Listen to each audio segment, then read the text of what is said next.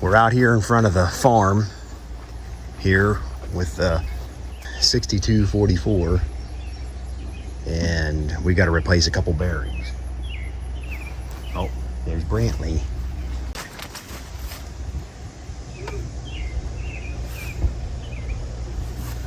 What you doing? Huh? Mwah. Mwah. You see the tractor? I'm gonna fix it. I'm gonna fix it, okay?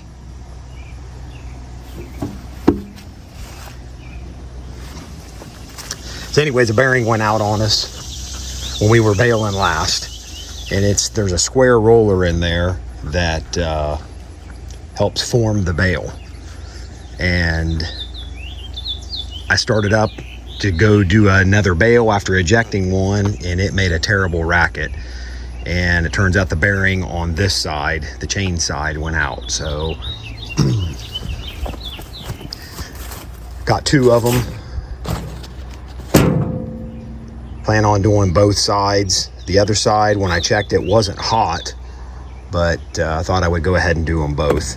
If this turns into a bear, I may only do the one side for now, because we'd like to be able to cut on Monday. I want to know that this thing's operational and working good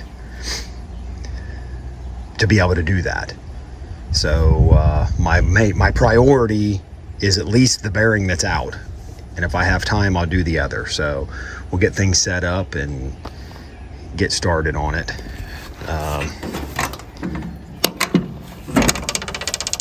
Open it up. So if you can see, it's this bearing right here. You can see the gap. So I'll have to take the chain off, take this sprocket off. It's like a flanged bearing. You can see this is the flange that's around it. It's got 3 bolts or four bolts on it. So that's what we're dealing with. I'm doing this right now while Josh is mowing, and as soon as he's done mowing, we're going to finish stacking the rest of our bales that we brought back to the farm the other day and get them tarped. What? I could just slip that thing off. That's so loose. I'm sure.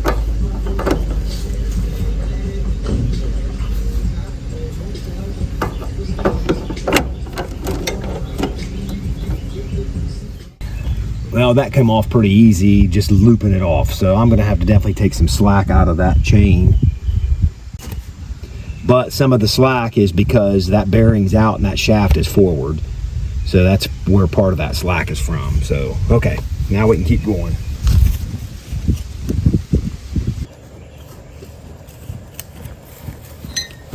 So apparently, I gotta drive this in to remove that.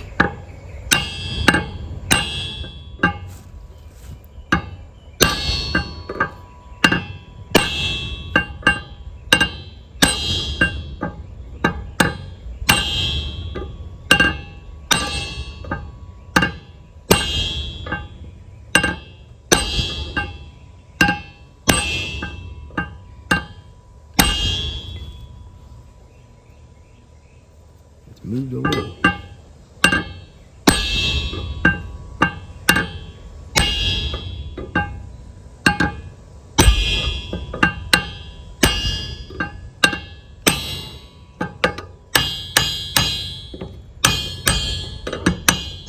There we go. Now, that moves pretty easy. Let's see if I can.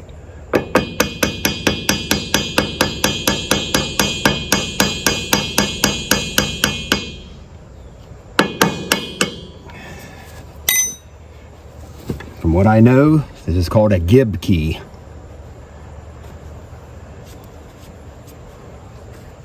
You can see it's tapered. You can see that. It's got a slight taper. Well, actually tapers. Yeah, tapers off. So the farther it's drove in, the tighter this gets to the sprocket, which holds the sprocket in place. So, gib key. Now, now, if the sprocket will come off past the paint, will be the next issue.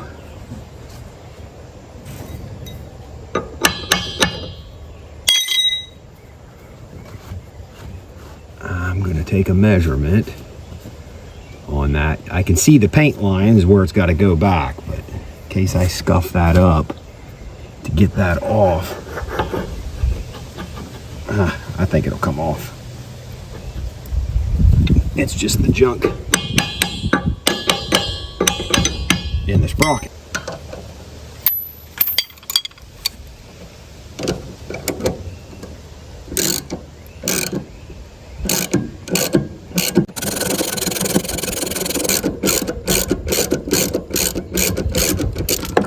There we go. Yeah, I wasn't going to get that off without that. And again, yeah, it's the paint holding it up. Sprocket's off.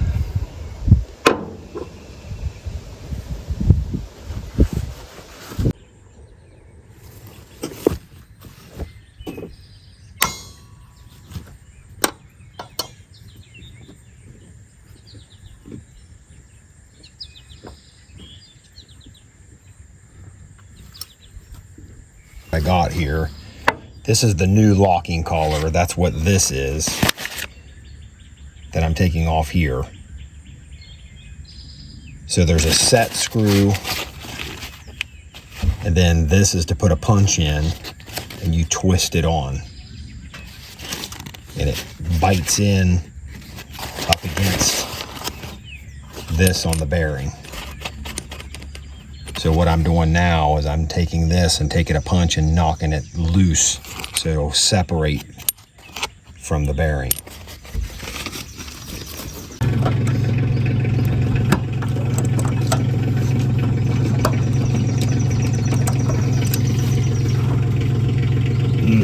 That's what I was afraid of.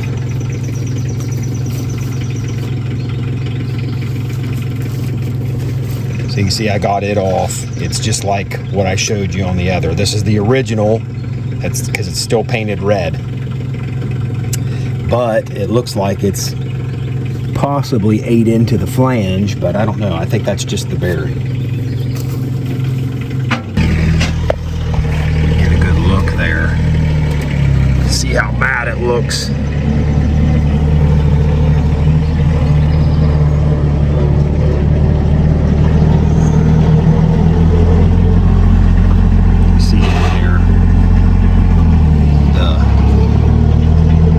This is where the balls would have been in the bearing, in that groove.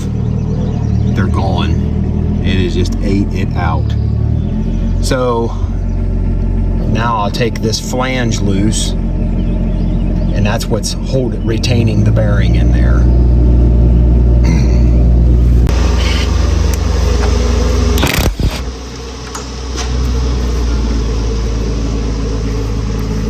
That broke them loose.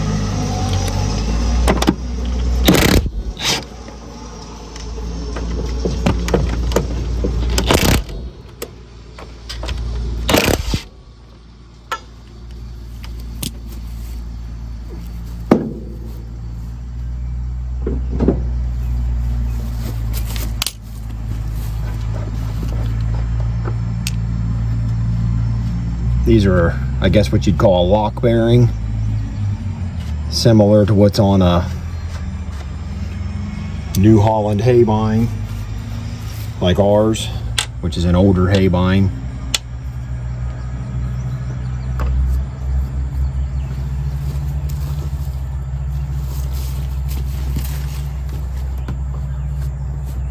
And other equipment.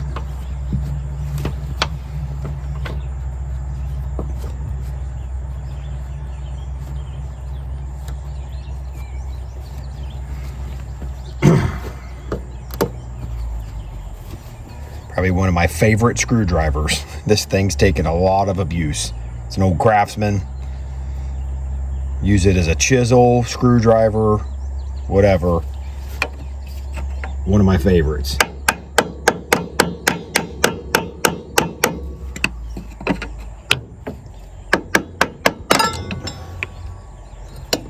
Separate that off.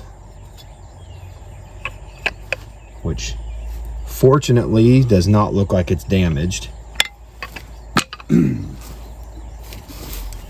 My concern is that it ate into this lip, because this is what retains that bearing in place. This is the bearing you see right here. So what I'm probably going to run into is I'm going to guess I'm going to have to cut this off the shaft. The inner part of the bearing, the inner race, I guess you would want to call it.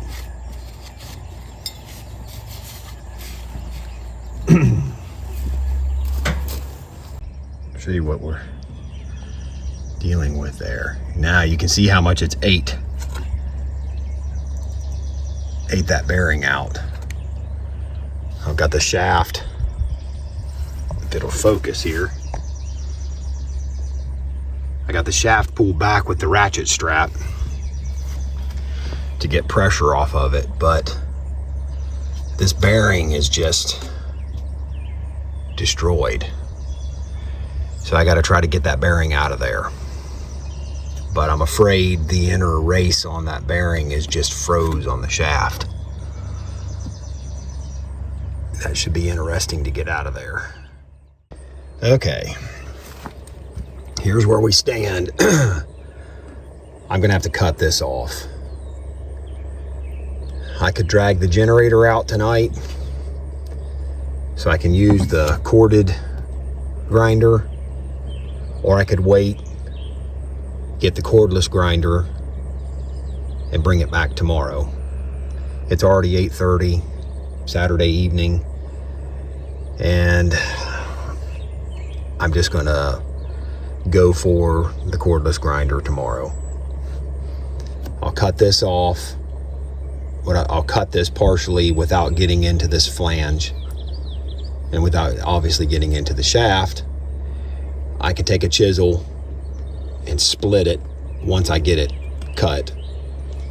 Get this outer piece off. Get this outer piece off. Then I can deal with this inner race that the lock collar used to go onto. And I've found, looking at it, I can show you on the new bearing tomorrow, but it's an eccentric. So when that lock collar goes on, it's thinner here and it goes thicker as it goes around. And when you spin the lock collar, it will center this shaft. So, and again, so what I'll have to do is I'll take the grinder once this outer piece is out of the way, and I can get in there and I can grind into this, get a groove, and use a chisel and split it without getting into the shaft. Once I do that, then it's just a matter of cleaning the shaft up, sliding on the new bearing,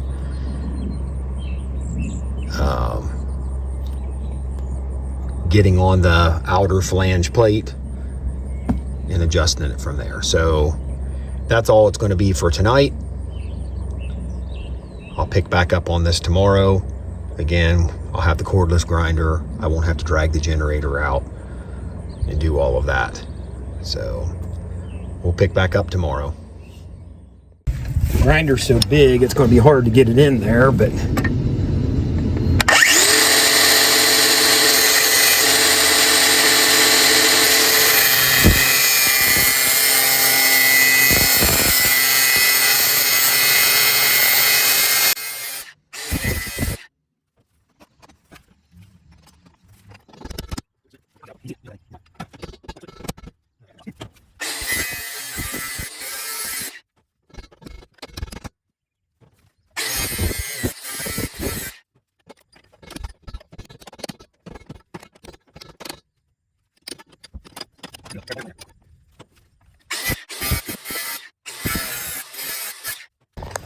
all right, didn't get it on video, but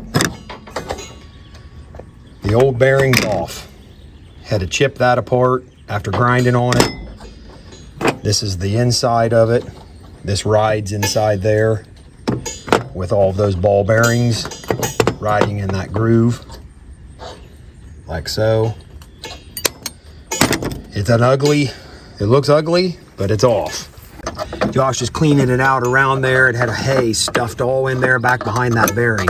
It gets between that roller and the bearing inside the chamber. And it's only by God's grace that it didn't catch fire, because this thing was so hot. When it started jumping and clunking, that roller did, you can see how it moves around. That's what it was, that noise you hear right there, that's what it started doing, because the bearing was so gone. If it wouldn't have done that, I would have kept on baling. This probably would have caught fire. So it's only by God's grace that it didn't. Okay, got this flange, the back part of the flange in. The bearing will sit inside there. This is the new bearing.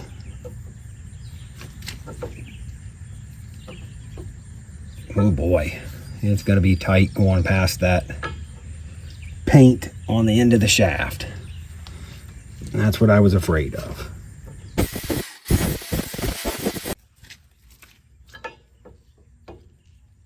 Now we're gonna get somewhere.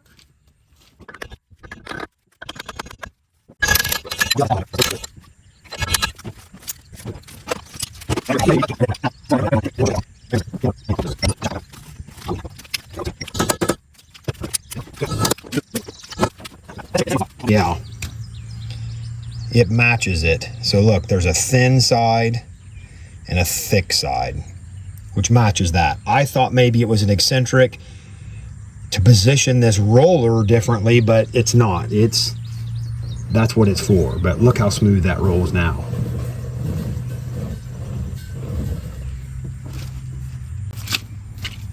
Because I can watch the eccentric go around as it does that, and it's not hitting that finger now on this inside.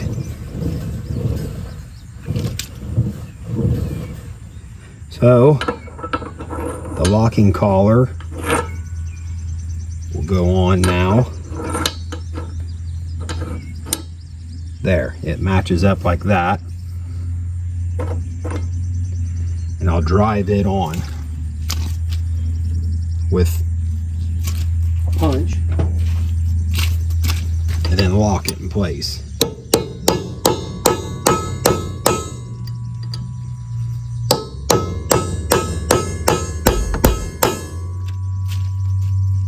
Then my outer flange should go on.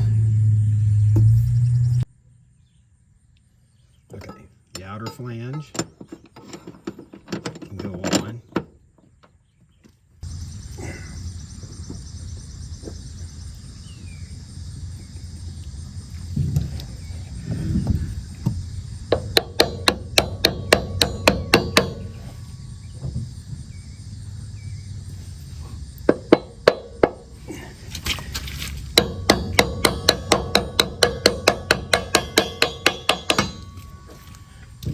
Beautiful.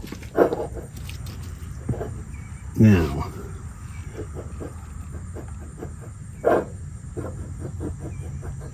stick my head back there.